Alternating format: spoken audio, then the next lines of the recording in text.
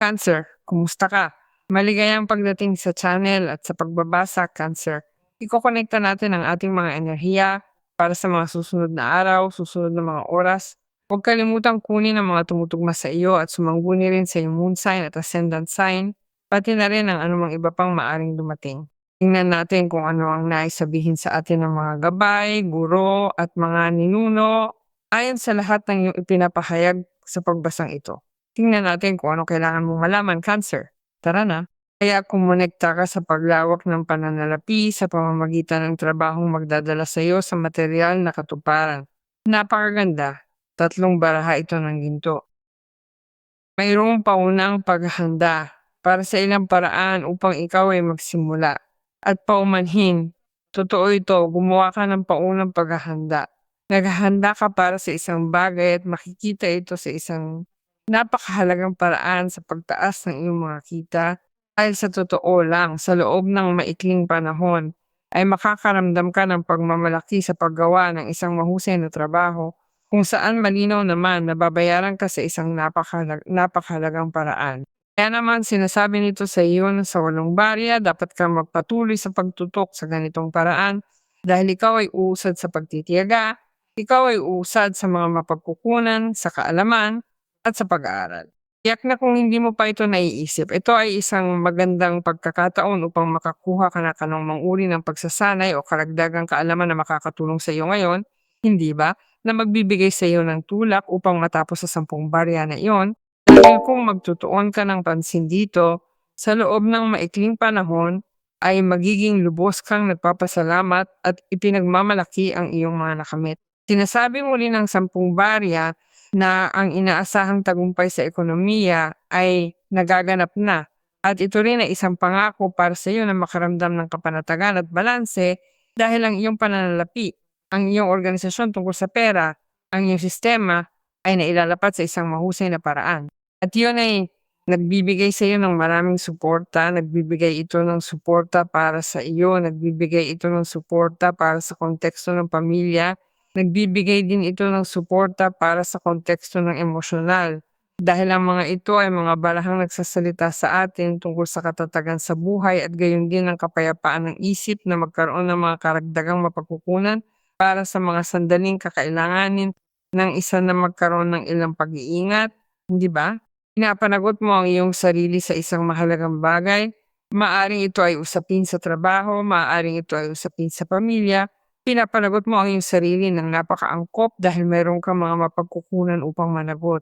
Maaring ito ay tungkol sa mga utang, maaring ito ay tungkol sa isang bagay sa pamilya, maaring ito ay tungkol sa isang ari-arian, maaring ito ay tungkol sa isang pagbili, o maaring ito ay tungkol sa isang bagay na may kinalaman din sa isang bagong mapagkukunan na pumapasok sa iyong buhay at kailangan mo itong isama sa iyong sistema o dun sa dati mo nang pinapagana at mag-adjust ka mula sa isang mas balanseng lugar, mas kasiya siya. At higit sa lahat ay mas gumagalaw din tungkol sa kung ano ang usaping pang-ekonomiya, walang duda, hindi ba? Dahil i-a-adjust mo ang anumang kailangang i-adjust tungkol sa mga resulta na gusto mong makuha dahil gusto mo silang baguhin. Kapag lumitaw ang 2 barya, ito ay dahil gusto ng isa na gumawa ng ilang pagbabago tungkol sa kung ano ang nakukuha niya sa sandaling ito sa kanyang buhay at higit sa lahat sa antas ng pinansyal dahil pakiramdam mo ay kulang ito. Kaya naman, sa ilang paraan, magbubukas ka ng mga pinto upang gumawa ng higit pang trabaho, magsagawa ng higit pang mga gawain, lumikha ng higit pang oras ng pagtatrabaho, at ang lahat ng iyon ay magpapataas ng iyong kita. At kung alam mo rin na para malikha ito ay kailangan mong matuto, na malaman pa, na magkaroon ng higit pang impormasyon, magbubukas din ang mga pinto para sa iyo na magpakadalubhasa sa bagay na iyon, na maaring nasa loob din ng mismong trabaho.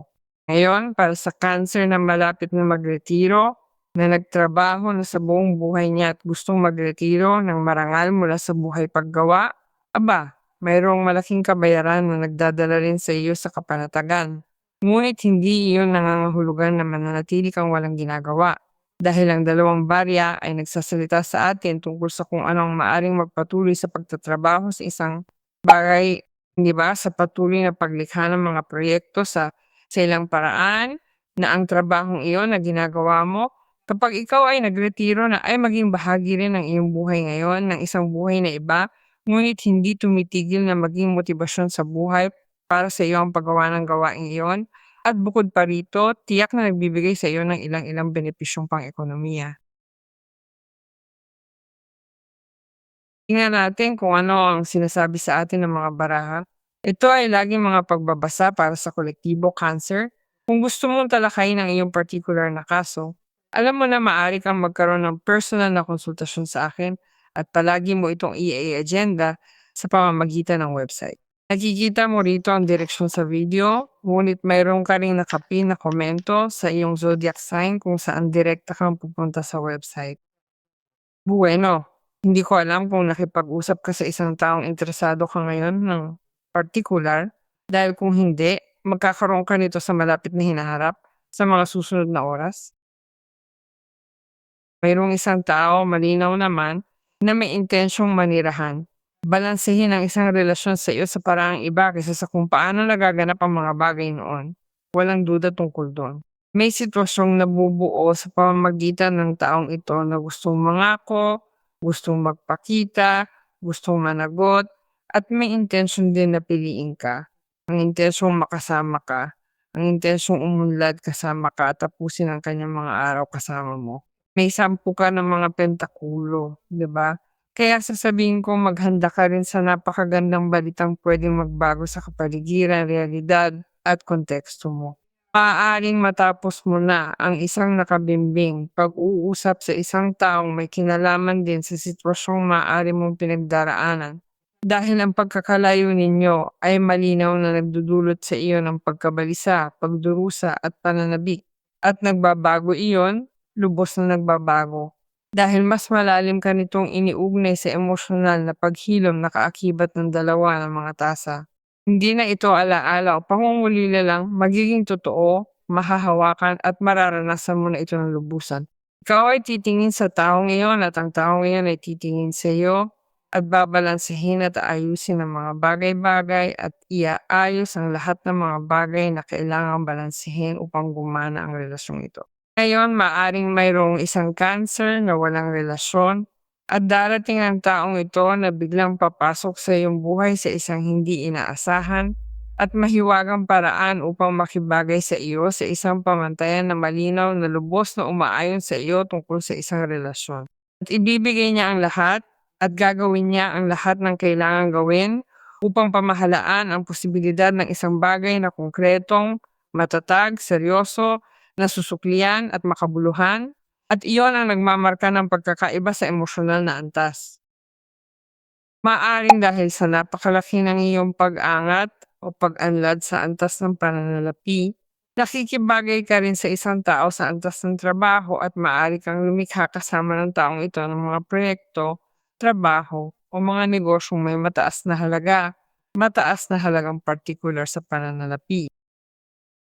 At bukod pa riyan, mayroon ka ring napakagandang perspektibo tungkol sa kung ano ang maaaring maging kasiyahan na maidudulot sa iyo ng pakikipag-ugnayan sa taong ito.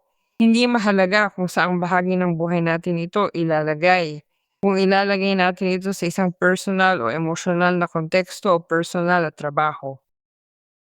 Mayroon ang barahan ng buwan ay nagsasalita sa atin tungkol sa iyong intuisyon at higit sa lahat ay tungkol din sa isang sitwasyong maaring nagdudulot sa iyo ng kawalan ng katiyakan at sa parehong oras ay nagdudulot sa iyo ng kaunting takot. Ngunit mayroong isang bagay sa loob na nagsasabi sa iyo na dapat kang magtiwala sa kung ano ang iyong napansin. Ito, kaya naman, kung may katuturan sa iyo ang lahat ng ito na sinasabi ko at gusto mong makibagay sa taong ito at gusto mong lumawak ng matipid, gawin mo ang itinuturo ng maliit na tinig na iyon sa loob dahil ikaw ay nasa tamang landas. Ngayon, kung may mga bagay na hindi pa natatapos sa pagbubuo, kung may mga bagay na naiintindihan mong kulang pa sa iyong kaalaman, sinasabi sa iyo ng buwan na obserbahan mo, na tingnan mo ang iyong paligid, na huwag kang kumilos kung hindi ka lubos na kumbinsido hanggang sa maipakita sa iyo ng tunay ang kung ano ang dapat ipakita sa iyo. Dahil ang buwan ay palaging nagpapakita sa atin ng isang bagay, hindi ba? Sa kung ano ang maaari nating intindihin o hindi natin intindihin Ngunit ipinapakita ito sa atin sa pinakaangkop na sandali at doon nagkakaroon ng katuturan para sa atin na sabihin, ang bagay na ito ay napansin ko na sa ilang paraan. Walang anuman o sino man ang makakahadlang sa iyo na iladlad ang iyong mga pakpak sa isang bagay na gusto mong makamit tungkol sa maging ito man ay sa pang-ekonomiya o sa emosyonal.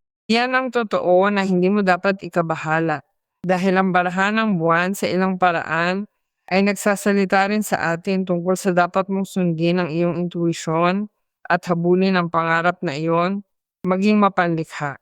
Kaya ang dumaloy ang iyong pagiging sensitibo lalo na sa unang linya ng pagbabasa na nagsasalita sa atin tungkol sa kung anong maaring maging isang bagay na kailangan mong makamit, hindi ba? Lahat ng hindi tugma sa mga enerhiyang ito ay lalabas upang eleganteng makaalis ka sa sitwasyong iyon. Ano man ang kakaiba, ano man ang nakakalito, ano man ang nagdudulot ng mga paghihirap, ano man ang hindi mo nararamdaman na ganap mula sa unang sandali, malinaw naman na hindi mo ito isasaalang-alang. Lalo na rin kung dumaan ka sa mga komplikado, mapanlinlang at hindi malinaw na mga sitwasyon, maging sa bahagi ng trabaho, sa bahagi ng pananalapi, pati na rin sa bahagi ng mga relasyon. Dahil ang lahat ng dala ng mga kopa, ang sinabi sa atin ng mga barya ay mga bagay na tunay na positibo. Ibig sabihin, nagbabago ka ng emosyonal na realidad at nagbabago ka ng material na realidad. Dahil dito ay nakikita kita ang medyo nakatuon sa iyong pagpapalawak sa pananalapi, trabaho, o buhay, ngunit nakikita rin kitang nakatuon sa emosyonal na pagsasama at kinikilala mo na tunay mong nararapat ang pag-ibig at ang pag-ibig na iyon ay maibabahagi. At ang sitwasyong iyon sa iyong buhay ay nagdudulot ng balanse at bukod pa rito ay nagbubukas ng kung ano ang mga posibilidad upang sa ilang paraan ay maranasan mo rin sa lahat ng mga positibong pagbabagong ito ang magbago sa lahat ng aspeto, magbago sa pananalapi o magbago rin sa emosyonal. Dahil alam mo at mulat ka na mayroon kang pangangailangan na baguhin ang paraan kung paano mo ginagawa ang mga bagay-bagay. Kung ano man ang mangyari, hindi maiwasang mapalapit ka sa taong minarkahan ng dalawa ng mga kopa, isang taong may maiambag at dapat nating isaalang-alang dahil malaki ang paglago mo kapag kasama mo siya. Hindi mahalaga sa kung anong konteksto lumitaw ang taong ito, ang palaging ginagawa nito ay bigyan ka ng posibilidad na maramdaman mo ang taong ito bilang kakampi, nangangako sa pagsasama bilang magkapareha o sa isang samahan.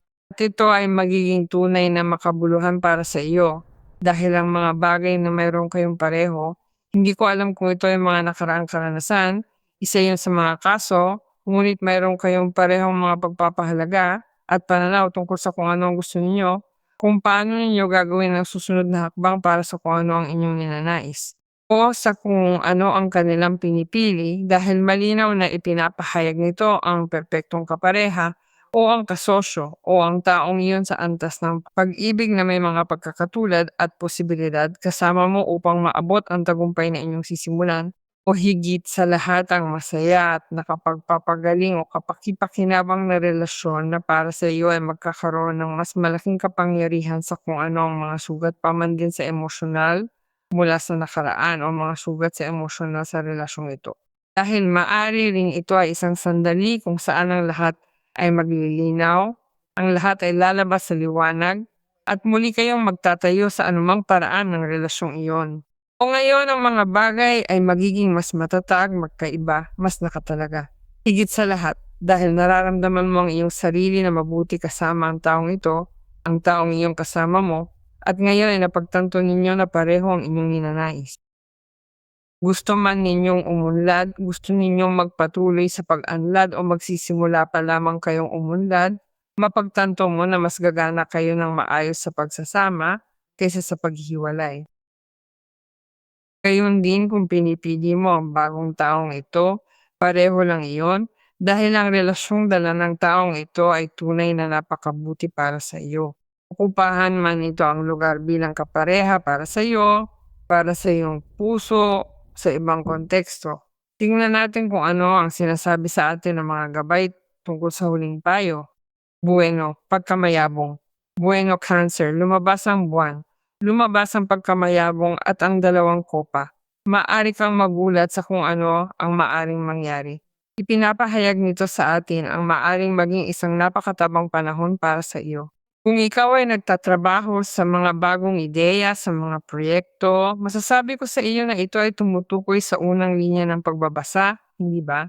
Dapat ay mayroon kang katiyakan at malikhaing lakas na sumusuporta sa lahat ng ito, hindi ba?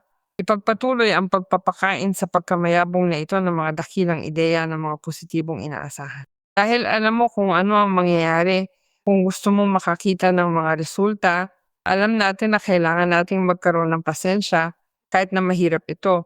Kailangan panatilihin ang sigla at motibasyon dahil doon nagaganap ang mahika sa likuran sa kung anong hindi pa nakikita. Maaring mangailangan ito ng kaunting panahon, ngunit ang tagumpay ang siyang naghihintay sa iyo kung ibibigay mo ang iyong sarili sa banal na pagtatakda. Sa mga marunong maghintay, dumarating lamang ang mga mabubuting bagay. Tandaan na ang mga dakilang tagumpay ay resulta ng maliliit na simula. Kaya isipin mo kung paano sisimula ng iyong pakikipagsapalaran. Dito ang isang bagay ay maaring magsimula sa maliit na paraan dahil ikaw ay sumusubok doon, nag-aral doon, o unti kang pumapasok sa gawaing iyon, sa gampaning iyon, at natatapos kang lumawak ng malupit sa pananalapi at bukod pa rito ay emosyonal din. Kaya hinihiling ko sa iyo na magtiwala at magdekreto dahil ang lahat ng pagpapalang ito ay darating para sa iyo.